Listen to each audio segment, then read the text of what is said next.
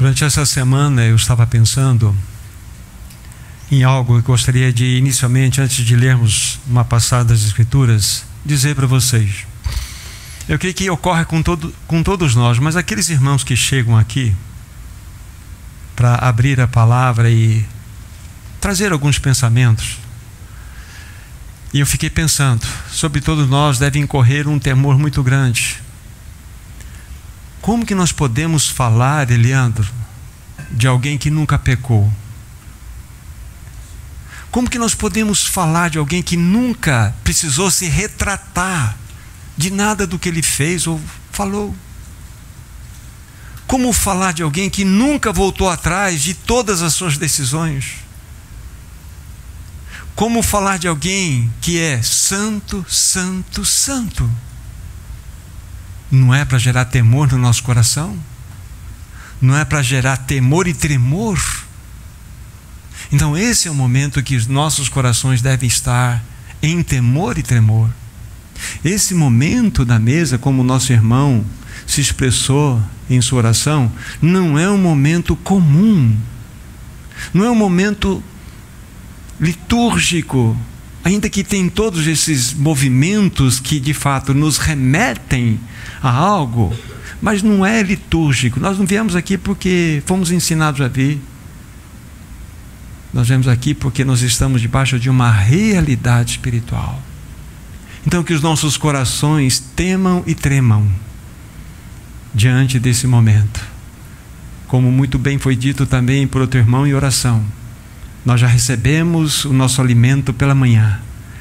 Agora, nessa reunião, nesse momento, nós vamos nos derramar diante dele em louvor e adoração, em reconhecimento daquilo que tudo o que ele é e tudo que ele fez por nós, e pela sua presença que é mais real do que esse ar que estamos aqui nesse momento respirando. Vamos tomar nossas Bíblias no livro de 1 Coríntios, no capítulo 11. 1 Coríntios, capítulo 11, do versículo 23 ao 26.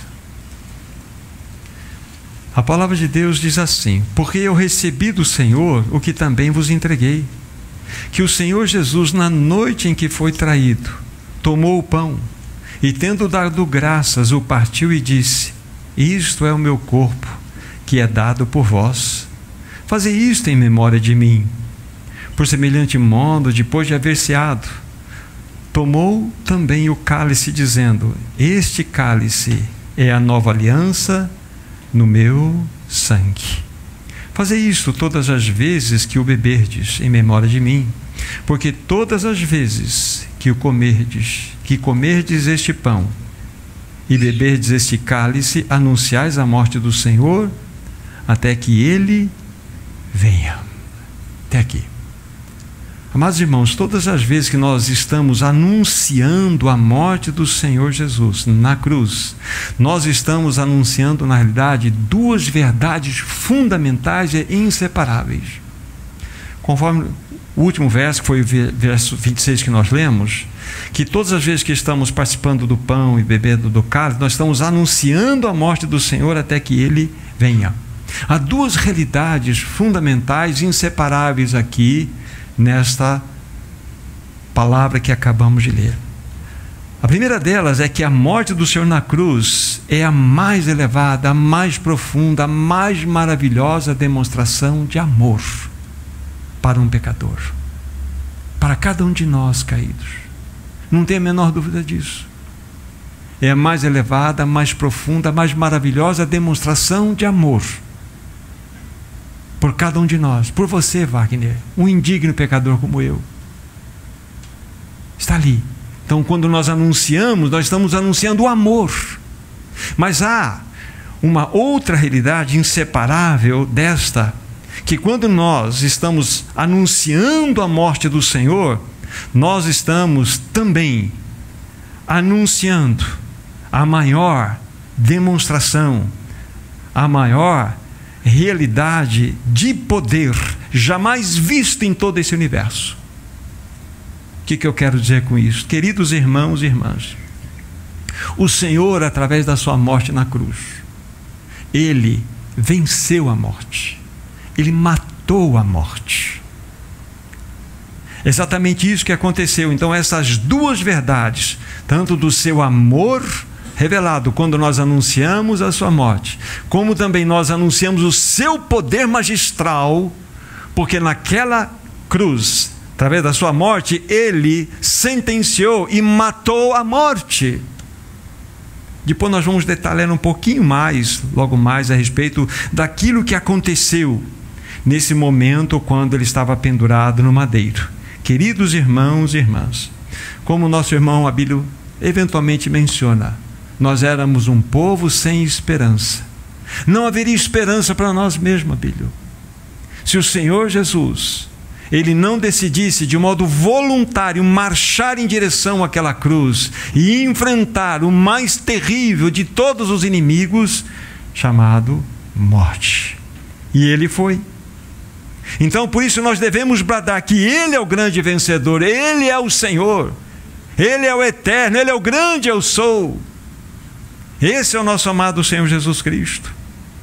Permitam-me agora avançar e criar um outro quadro para vocês. Nós podemos levantar uma pergunta: como se deu essa vitória? Para tanto, vamos voltar um pouco dentro do contexto da história. Agora vocês abram comigo, por favor, em Lucas capítulo 9, para a gente se situar aqui historicamente num momento muito especial da jornada do Senhor Jesus Cristo. Lucas capítulo 9, do versículo 51. Eu vou começar no 51, vou até o verso que for importante para nós aqui. Lucas 9, 51 em diante. E aconteceu que, ao se completarem os dias em que devia ele ser assunto ao céu, manifestou no semblante a intrépida resolução de ir para Jerusalém. Então enviou mensageiros que o antecedessem. Indo eles, entraram numa aldeia de samaritanos para preparar pousadas. Aí nós sabemos todo o contexto aqui, que os samaritanos não receberam, e assim nós temos aí o contexto para nós desse episódio. Mas se nós pegarmos aqui na linha do tempo, esticarmos aqui a linha do tempo até a prisão, julgamento, condenação, martírio e morte do Senhor Jesus, nós temos um período de 6 meses aproximadamente. 6 meses. E o Senhor Jesus já de maneira intrépida, então ele fixa no seu coração um desejo de ir para Jerusalém.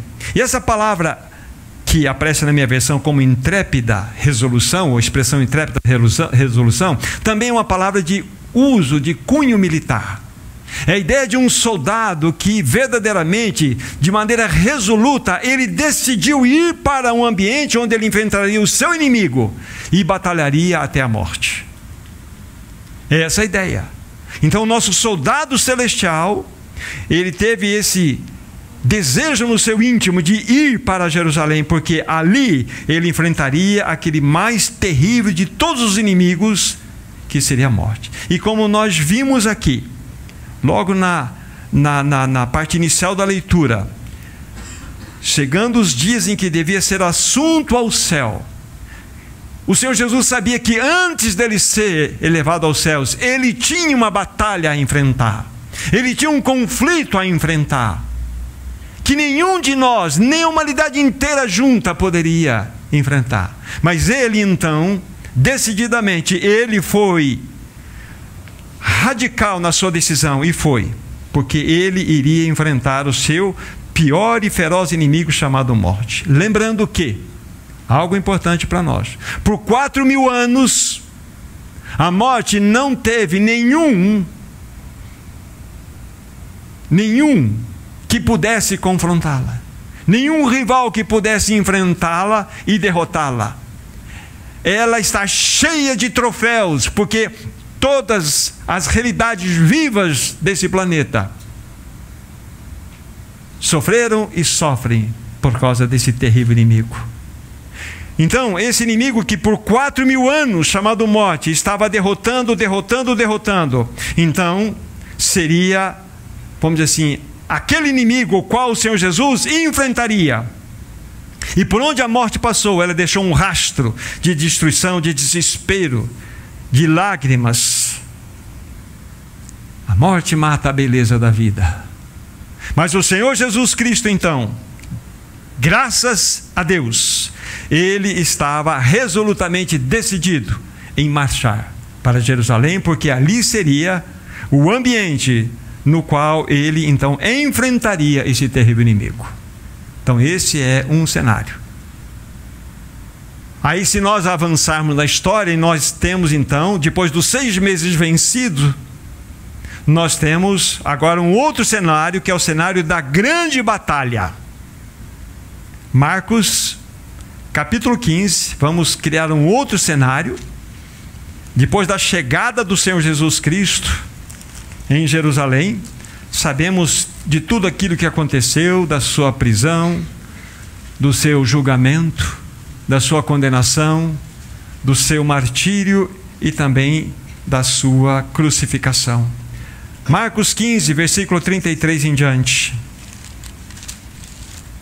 A palavra de Deus assim diz: chegada a hora sexta, houve trevas sobre toda a terra, até a hora nona.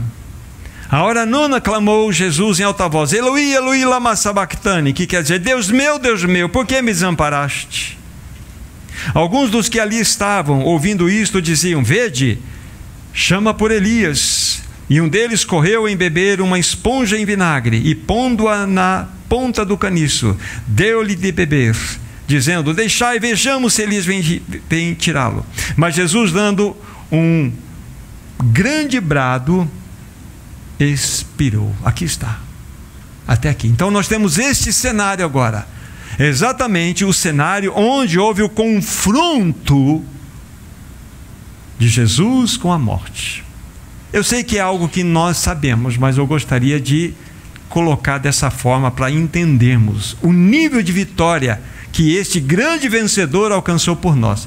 Vejam só como o nosso amado Senhor era absolutamente sábio. Se é que eu posso usar essa expressão, a estratégia divina é algo impressionante. A Bíblia fala assim: por um homem entrou o pecado no mundo, e pelo pecado a morte. E a morte passou a todos os homens, porque todos pecaram. Este homem, ou seja, pela rebelião de um homem, o pecado se tornou uma realidade. O pecado trouxe a morte. Então, a morte é o resultado do pecado que veio de um homem rebelde.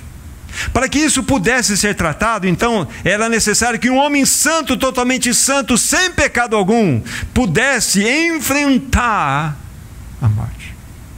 Então, como se deu o processo? Nós sabemos, outros irmãos já falaram disso aqui muito bem, que a Bíblia fala que os nossos pecados foram colocados sobre Jesus como um manto maligno. Todos os tipos de pecados hediondos que você possa imaginar no teu coração. Todos os pecados malignos, de perversidade, de corrupção, de malignidade, de pedofilia, de adultério, de tudo que você possa imaginar. Tudo foi colocado sobre teu amado Senhor Jesus Cristo, como um manto. Lembre-se, Ele nunca pecou. E por Ele estar coberto com todos os nossos pecados, vejam que eu vou dizer, o pecado não estava em Ele, o pecado estava sobre Ele. Então, por Ele estar carregando os nossos pecados, sabe o que aconteceu, Isabel? A ira de Deus foi derramada sobre o teu Senhor Jesus Cristo. Todo o cálice da ira de Deus, até a última gota, foi derramada sobre o Senhor Jesus Cristo, para julgar o nosso pecado ali. Mas a situação não parou aí. A Bíblia fala lá em Atos capítulo 2, que o Senhor Jesus desceu ao Hades. Mas deixa eu voltar um pouco a cena lá da cruz. Os demônios festejavam. Havia festa no inferno, porque enfim conseguiram destruir o Senhor. Mal sabiam eles do que estavam por esperar. Desce ao Hades, e de repente o que acontece lá? aparece um homem santo, totalmente santo, puro, imaculado, lá no Hades. Sabe o que fez isso? O que aconteceu? Um colapso no inferno. As estruturas do inferno se arrebentaram todas. A Bíblia fala que pela morte de Jesus, aquele que tinha o poder da morte foi destruído. Significa que todo o poder de Satanás foi esmagado. Esmagado. Não tem mais. É por isso que a tua Bíblia, a minha Bíblia, diz o seguinte: não temas. Eu sou o primeiro e o último, diz a palavra, Severino. E eis que estou vivo. Aí ele fala assim: eu estive morto, mas agora eis que estou vivo pelos séculos dos séculos, e tenho nas mãos o que, irmãos? As chaves da morte e do inferno. Ele saiu vitorioso lá de dentro, completamente vitorioso. E por isso que ele é o grande vencedor. Cessou o poder da morte, cessou. Sobre o teu campeão divino chamado Jesus Cristo há um cinturão sobre ele, o grande vencedor eterno. Ele venceu o pecado, ele venceu a morte, ele venceu o diabo, ele venceu o mundo, ele venceu o ego, ele venceu tudo. Por isso que ele é o grande vencedor. O grande vencedor. Esse é o nosso amado Senhor. Onde está, ó morte, a tua vitória? Onde está, ó morte, o teu aguilhão? O aguilhão da morte é o pecado, e a força do pecado é a lei. Mas graças a Deus por Jesus Cristo que nos dá a vitória. Aleluia! Ah, o Senhor te chama para participar desse momento. Nós temos um que manifestou o seu absoluto amor por nós, mas temos um que é o grande, o único vencedor. Só há um único vencedor nesse universo. Você sabe por que a Bíblia diz que nós somos mais do que vencedores? Porque só existe um vencedor nesse universo: Jesus. Então, quando você o conhece, você já entra dentro de um contexto de que a vitória que ele alcançou é a sua vitória. Você não batalha por essa vitória que ele alcançou. Você desfruta dessa vitória que ele obteve pela sua própria vida, pela sua própria entrega. Que Senhor é esse que nós temos? Que Senhor maravilhoso é este? Então nós somos mais do que vitoriosos, porque Ele é o único vencedor desse universo. Através da sua morte, Ele matou a morte. Irmãos, a batalha acabou. O Senhor é o grande vencedor. Ele é o grande vencedor. Você tem um vencedor vivendo dentro do seu coração, meu irmão, minha irmã. Ele é o grande vencedor. E Ele está com o cinturão eterno de campeão sobre o seu corpo. O eterno vencedor. Ah, que Senhor é esse que nós temos. Então, quando nós anunciamos a morte do Senhor, nós anunciamos, por um lado, o seu excelso, maravilhoso amor, mas nós anunciamos também que Ele é o grande vencedor. E isso aconteceu no palco chamado cruz. E isso foi concluído quando ele sai do Hades com as chaves da morte e do inferno. Houve um colapso no inferno. Satanás perdeu todo o seu poder. Ele foi completamente esmagado. O poder de Satanás foi esmagado. E esse grande vencedor mora em você. Amém. Mora em você, Zé Luiz. Mora em você. Amém. Glória a Deus. E é Ele que nos convida para participarmos desse momento, para nós podermos partir o pão e lembrar que obra gloriosa Ele fez por nós. Ele nos amou, nos ama, e Ele é o grande vencedor. Que Ele receba do seu coração e dos seus lábios palavras, expressões de louvor e gratidão, querido irmão. Abre os teus lábios, fala: Senhor, eu te amo, eu te adoro, Senhor. Eu te glorifico, Senhor, por essa obra inaudita. Então estamos aqui para anunciar a morte, até que Ele volte. Maravilhoso Senhor, nós somos tão agradecidos a Ti. Não há palavras que sejam suficientes que possamos dizer, que vá dizer qualquer coisa que realmente expresse tudo aquilo que tu és, tudo aquilo que tu fizeste. Nós te adoramos, Senhor, porque ao anunciar a tua morte, não tem como nós não tocarmos no teu santo amor, perfeito amor. E também ao anunciarmos a tua morte, não tem como não vermos como o grande vencedor. Senhor, como tu és maravilhoso, como tu és sábio, Senhor. Nós te adoramos. Receba do teu povo aqui nesse ambiente todo louvor, toda gratidão, toda adoração que só tu mereces. Amém, Senhor.